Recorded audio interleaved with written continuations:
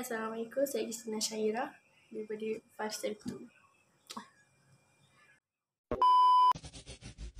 What you gonna do with all that junk inside your trunk? I'ma get you drunk, get you love drunk off my hump, my hump, my hump, my hump, my hump, my hump, my hump, my hump, my hump, my lovely little lump. Check it out. I drive it something crazy, I do it all the day. Hai, Assalamualaikum. Saya Christina Syaira daripada kelas 5 STEM 2. Hari ini saya akan masak sambal kentang ikan bilis. Resipi yang paling senang dan semua orang boleh buat. Sambal kentang ikan bilis adalah makanan kegemaran saya. Macam mana boleh jadi makanan kegemaran? Sebab arwah bapa saya dulu selalu masak. Macam kalau arwah tak larat, arwah masak sambal kentang ikan bilis. So, itulah.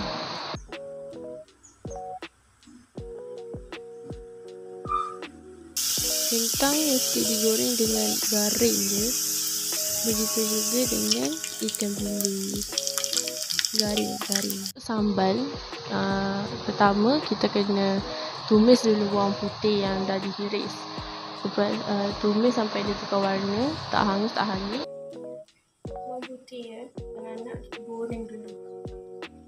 Baru letak cili kisar dengan bawang kisar ataupun bawang yang terpotong lah, yang diiris. Lepas tu tumis sampai pecah minyak, dah naik bau. Cili kisar, lepas tu baru letak sos cili dengan sos tiram. Tiga sudah besar. Tiram juga tidak ada, api sudah kecil.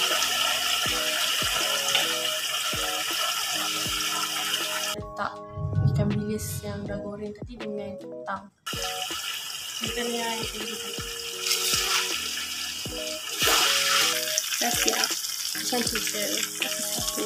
Senang. Semua orang boleh buat. Dah kampung. So senang. Sambal kentang ikan bilis ni resipi yang senang lah. Senang nak buat.